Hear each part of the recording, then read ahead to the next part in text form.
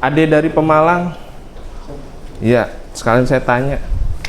Dek, depo itu apa, Dek? Langsung singkat, padat, jelas. Apa itu depo? Depo Bukan Depok ya, Depok Jawa Barat. Ayo Dek, depo, Dek.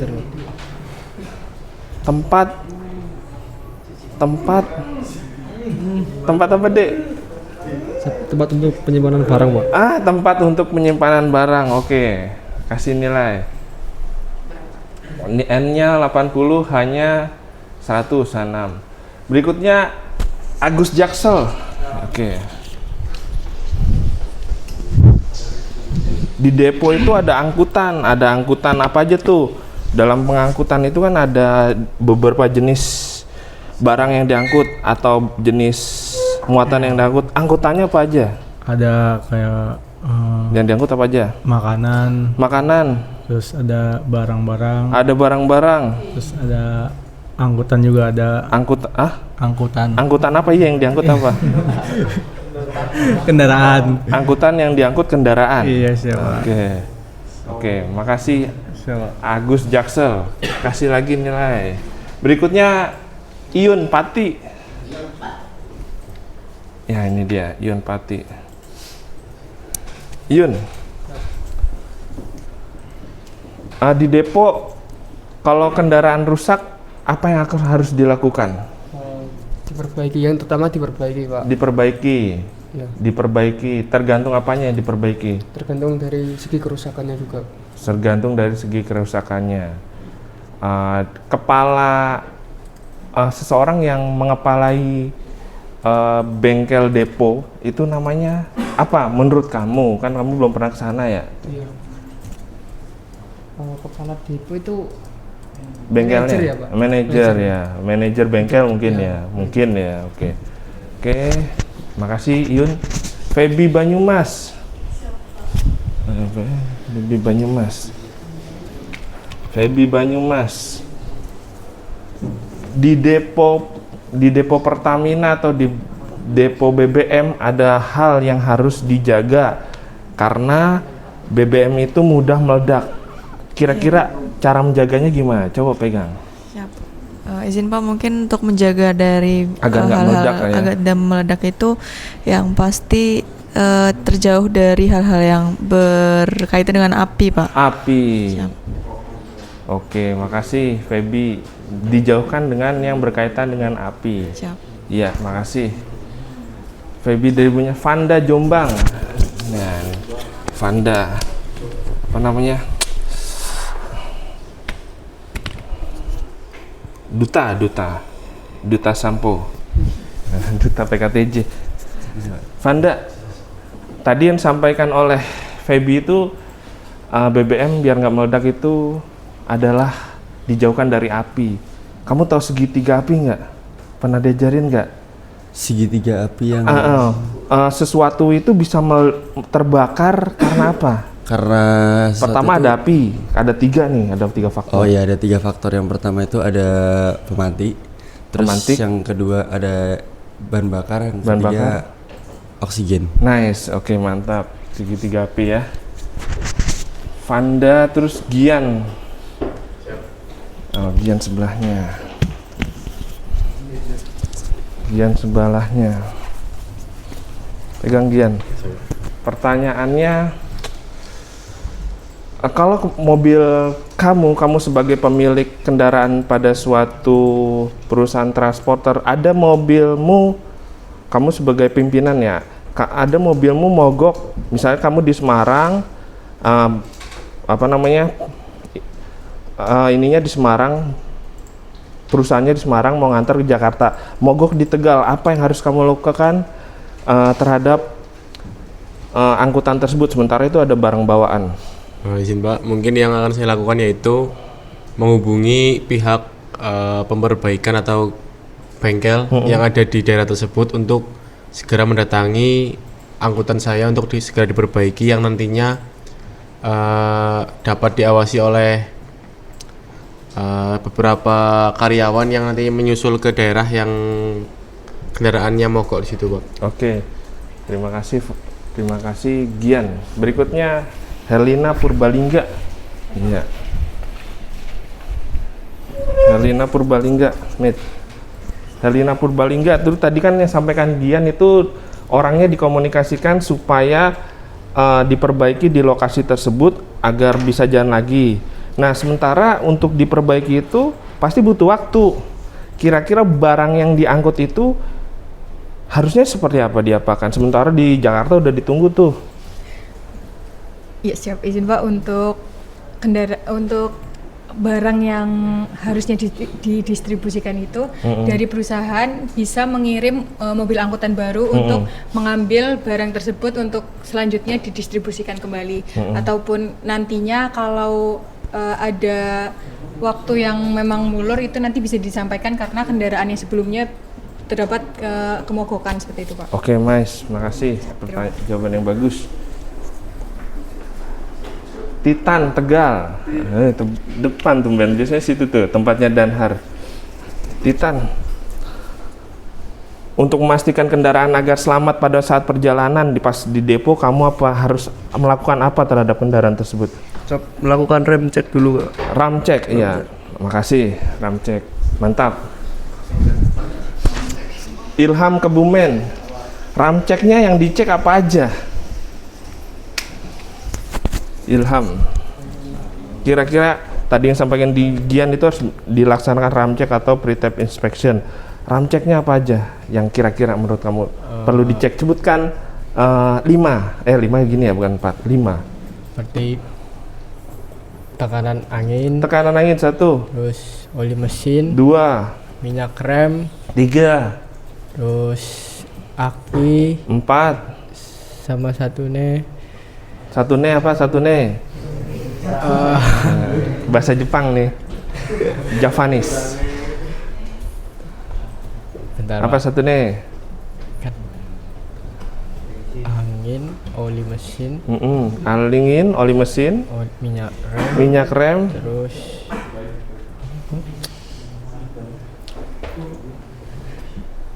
aki, satu nih. lampu. Nah, lampu, makasih. Makasih Ilham dari Kebumen. Berikutnya Raja dari Bekasi. Nah, Raja dari Bekasi. Ja. Apalagi Ja selain 5 tadi Ja? Tambahin 5 Ja. Yang perlu dicek yang tadi disampaikan oleh Titan untuk ram cek. Angin udah. Ada lagi nggak, Ja? 3 kalau kamu bingung. Interior, Pak. Interior dicek, oke, nggak apa-apa. Terus untuk dimensi Dicek, iya. ke situ. Logis. Terus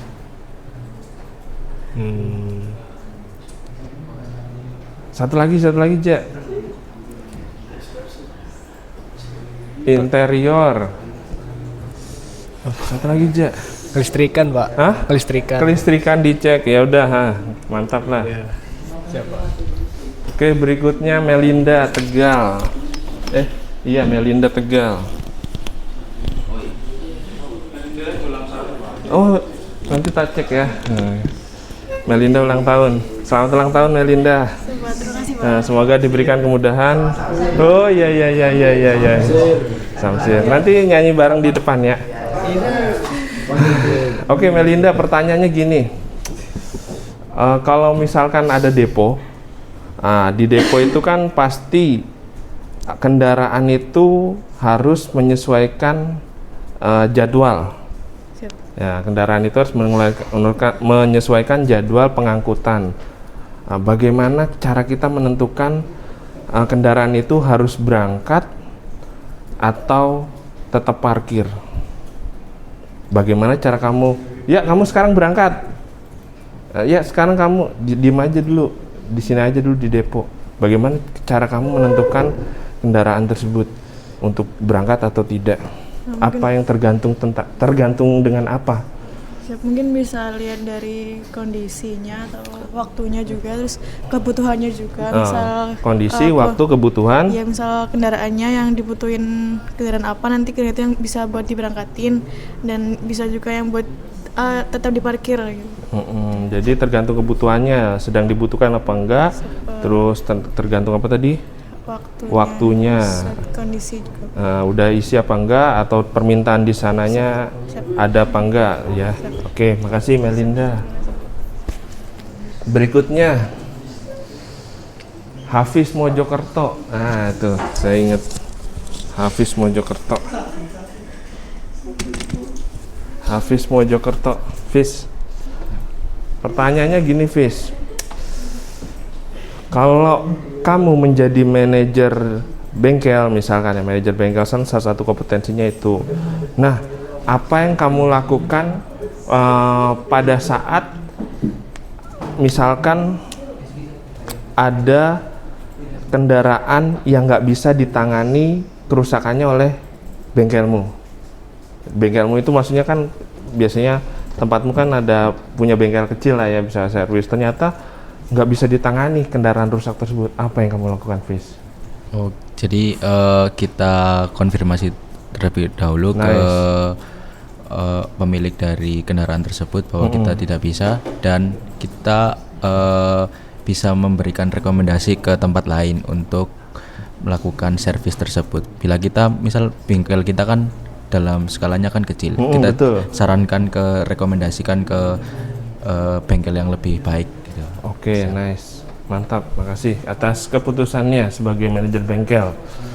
Berikutnya Burhan. Burhan Batang. Burhan dari Batang.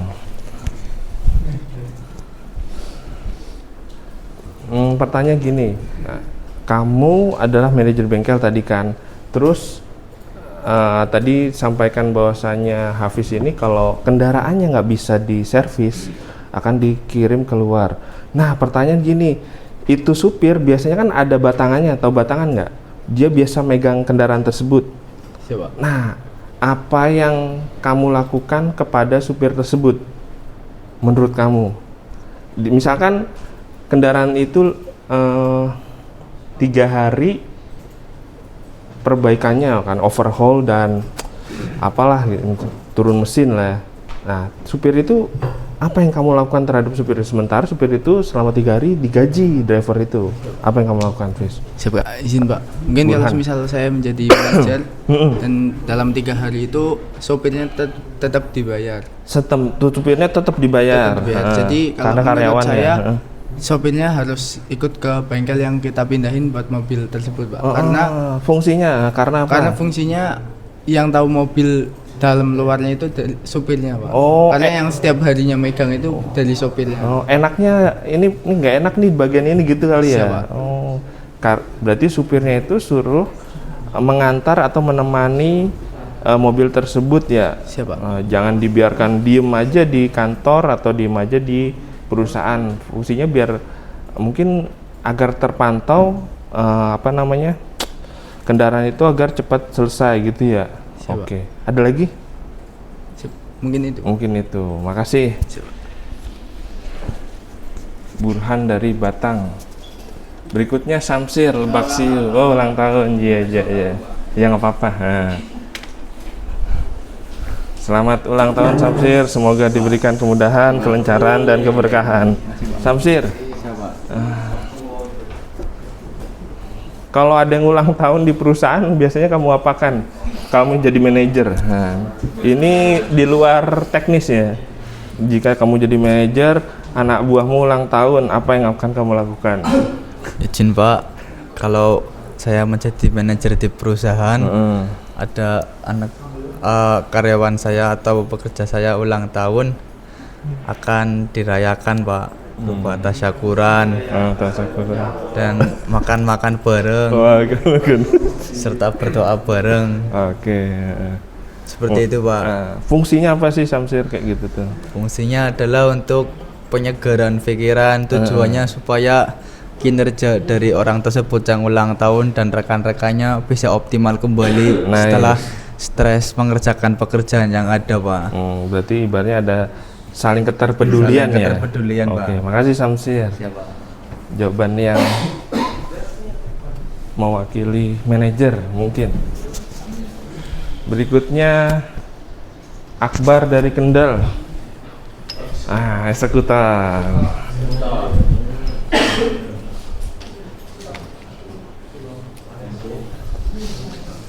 Sibar. Oke.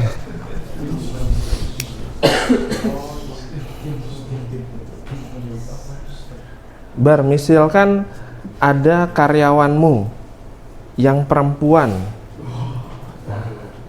Perempuan ingin cuti.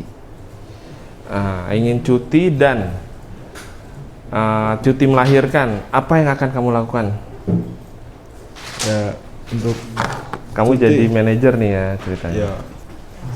Mengizinkannya, Pak. Mengizinkannya untuk lahiran. Mengizinkannya karena lahiran. Iya betul. Nah, karena di sana ada peraturan mengenai membolehkan untuk cuti untuk karyawan yang mengandung atau melahirkan. Mengandung sih enggak ya. Makasih Bar. Siap. Oke, berikutnya Dava Kendal. Dava.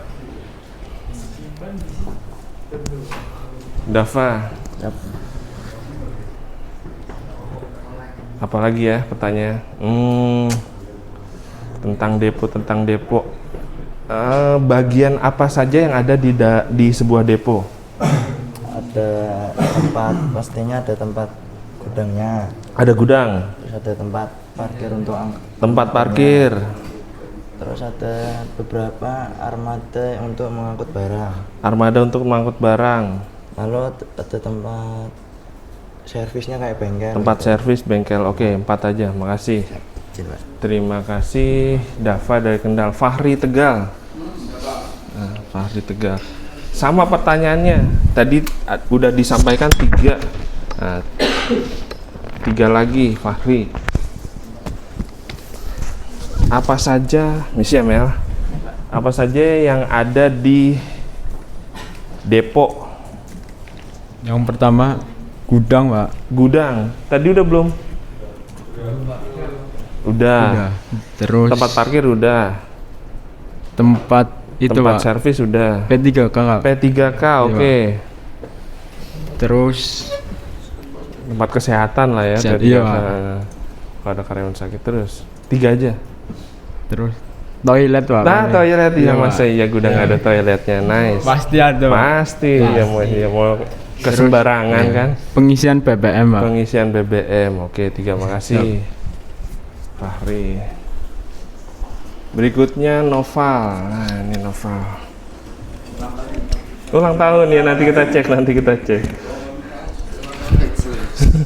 Noval. Bagaimana caranya kamu memantau karyawanmu yang memiliki kinerja tinggi dan kinerja rendah? Untuk yang pertama itu misal dari pegawai yang di bidang supir gitu, Pak. Contohnya kita supir ya, oke, nice. Nah, mungkin dari kita meletakkan CCTV untuk CCTV, memantau kinerjanya. Pas di jam kerjanya itu dia ini atau enggak apa, misal bermain HP atau main HP itu bahaya itu buat keselamatan. Oke.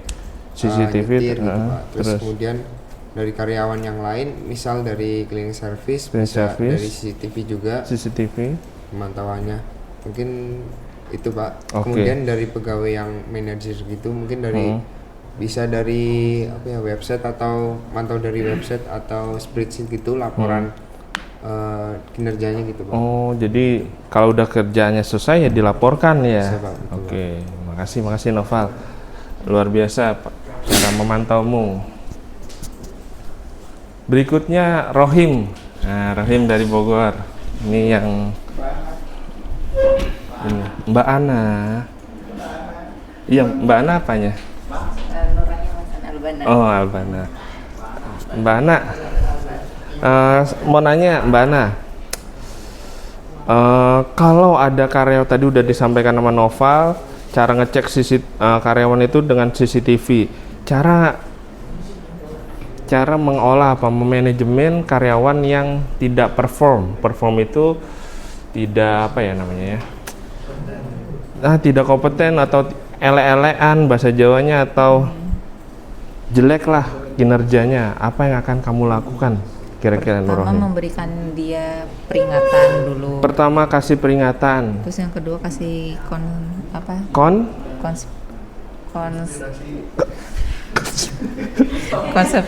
konsekuensi atas hal tersebut. Iya. Terus sama dikasih bukan ancaman tapi kayak teguran yang bukan ancaman tapi teguran yang kalau hal ini dilanjutkan terus akan berakibat buruk ke depannya. Terus sama nyari tahu kenapa alasannya, nice. Kenapa dia cari tahu alasannya kenapa ele-elean terus kenapa, penyebabnya apa. Oke, makasih, kamu sangat bijak Mbak Ana. Terima kasih. Berikutnya Rifki Pemalang. Nah, ini Danhar Pemalang, Jogja. Rifki, pegang Rifki. Tadi yang disampaikan Mbak Ana itu bahwasanya ada tahap-tahapannya. Tapi gini, ternyata orang itu udah nggak bisa dibina. Apa yang kamu lakukan, Ki? Cat. Iya. Ada lain? Mungkin langsung pecat saja ya Pak, karena kita nggak butuh dia, tapi dia yang butuh saya. Oh, oke. Karena saya manajernya kan. Iya, kelas. Mungkin itu Pak. Iya. Karena sudah dibina juga ya, bukan langsung dipecat emang. Mau gimana lagi kan ya. Jadi harus ambil tindakan daripada menjadi daripada ya menjadi benalu Pak. Menjadi benalu. Jadi merugikan perusahaan. Makasih Rifki. Berikutnya Rian Bekasi. Bimbingan, ya nih. BOK.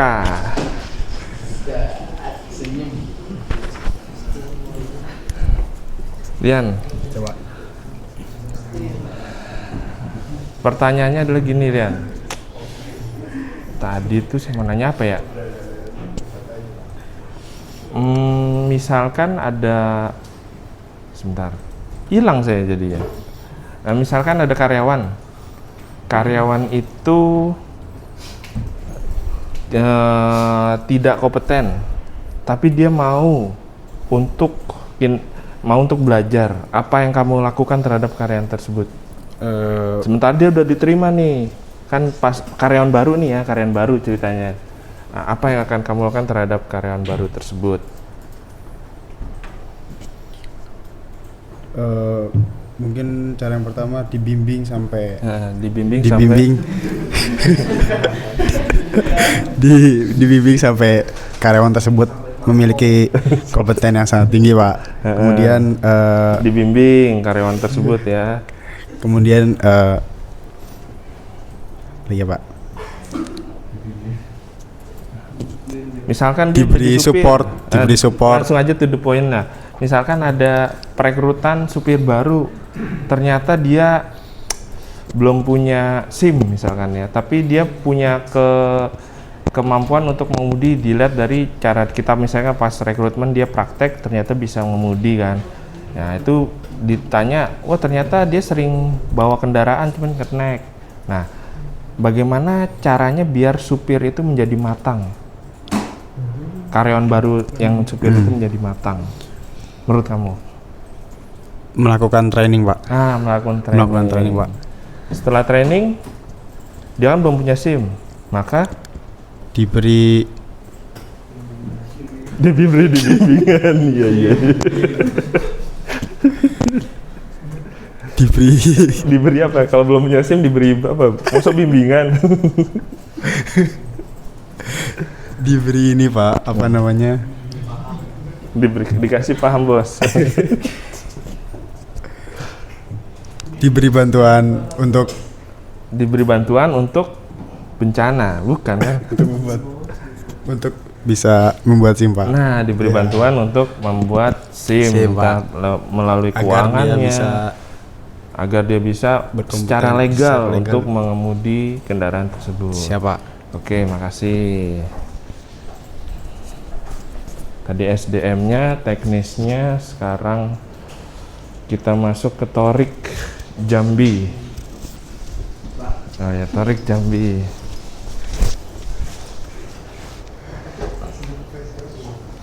Nah, Torik, misalkan perusahaan angkutan atau perusahaan penumpang itu rugi terus, apa yang kamu lakukan kalau kamu di bagian manajer operasional? Penumpangnya, Pak? Perusahaannya rugi terus. Bagaimana cara kamu melihat masalahnya itu seperti apa sih kalau perusahaan rugi terus? Apa yang kamu lakukan? Siap ya, Pak. Mungkin kalau misalkan saya berada di manajer operasional, saya mencari tahu dulu rute di mana yang mengalami kerugian terus-menerus, Pak. Kemungkinan jika udah menemukan rute mana yang terus mengalami kerugian, kemungkinan rute tersebut akan saya lakukan evaluasi kenapa bisa sampai rugi, apakah memang penumpangnya sepi atau memang jaraknya yang sulit ditempuh dan menghabiskan banyak biaya ya, Pak. Kemudian jika sudah melakukan evaluasi, langkah saya selanjutnya mungkin akan mengalihkan, Pak, rute tersebut mungkin bisa dialihkan ke penambahan rute lain yang bisa terbilang ramai ataupun padat, Pak. Betul setuju. Itu sih, Pak. Oke, jadi rute yang sepi itu daripada merugi terus dipindahkan armadanya ke rute yang lebih ramai. Pak. Mungkin di rute yang lebih ramai itu membutuhkan lebih banyak transport dan kemudian mungkin penumpangnya bakalan lebih bertambah dan mendapatkan keuntungan yang lebih, Pak. Luar biasa, mantap. Makasih Torik, misi ya. Terus setelah Torik, Bani dari Tegal. Ya, Bani dari Tegal. Kita belum bahas subsidi ya. Oke. Bani, misalkan ada nggak sih suatu angkutan itu yang diberikan subsidi oleh pemerintah dan alasannya apa? Kamu pernah naik kendaraan subsidi atau enggak? Kenapa pemerintah memberikan subsidi kepada angkutan? Kenapa sih? Kenapa pemerintah memberikan subsidi pada suatu angkutan, entah angkutan barang, entah angkutan orang, entah angkutan lebaran, entah angkutan perintis ya, atau angkutan apa? Ya itu pokoknya ya. Mungkin karena pemerintah kayak buat ke masyarakatnya itu loh, Pak. Kayak buat jadi apa namanya? Buat ke masyarakatnya. Sarana buat ke masyarakatnya. Jadi pemerintah ngasih subsidi buat angkutan tersebut. Jadi pemerintah memfasilitasi sarana kepada masyarakat dengan cara melakukan subsidi. Tersebut ya, maksud kamu gitu ya? Mungkin seperti itu, Pak. Nah, mungkin seperti itu. Jadi salah satu janji politik dari pemerintah tersebut, mungkin ya. Berikutnya Zain. Zain. Pernah tahu nggak kenapa angkutan itu diberikan subsidi oleh pemerintah? Alasannya apa sih, Zain? Kenapa? Tadi kan yang disampaikan oleh Bani itu pemerintah memberikan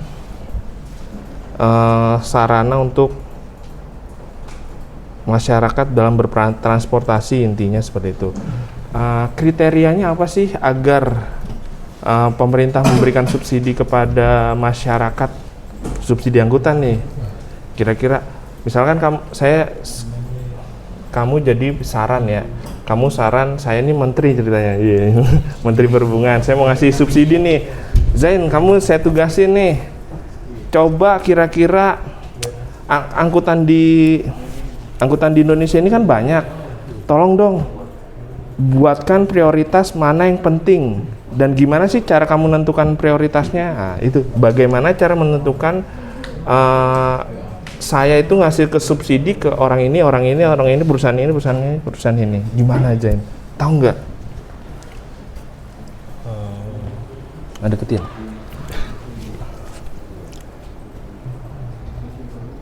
Mungkin sesuai data di lapangan dulu, Pak. Sesuai data di lapangan. Data apa ini? Pemasukan, Pak. Data pemasukan.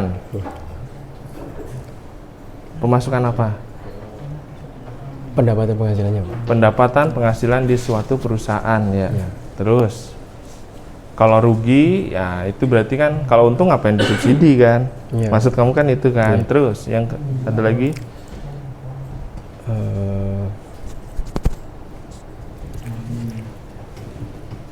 Selain perusahaan rugi, apa Zain? Cukup? Barangkali ada yang lain Zain. Nah, misalkan berarti perusahaan tersebut kan pertama kita harus ngecek ya keuangannya, dia rugi apa untung. Yang kedua, kira-kira perusahaan itu kalau tidak ada bermasalah, berdampak sama masyarakat apa enggak, yang kedua tuh. Paham kan? Misalkan di daerah terpencil kalau nggak ada subsidi maka perusahaan tersebut akan terisolir. Nah itu berarti pemerintah harus turun tangan dalam memberikan subsidi terhadap angkutan tersebut. Tetap karena kenapa terisolir? Karena perusahaan swasta pun nggak ada yang mau datang ke sana karena rugi. Angkutannya tadi yang disampaikan Torik dari Jambi, bahwasanya rugi, akhirnya ditutup, dialihkan. Tapi kalau ada subsidi dari pemerintah, maka perusahaan itu akan terus berjalan. Satu, apalagi kalau itu adalah aspirasi. Tahu aspirasi? Apa itu aspirasi? Deketin, jangan ragu. Semacam argumen dari masyarakat. Aspirasi itu kalau di politik namanya misalkan janji-janji politik.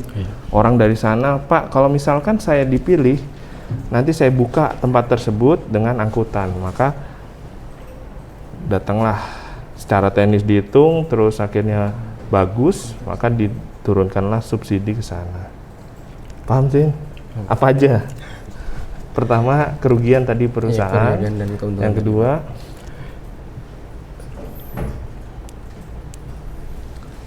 perusahaan tersebut melayani hal yang strategis atau tidak. Nah, yang ketiga, memberikan dampak pada masyarakat atau enggak. Oke, makasih Zain.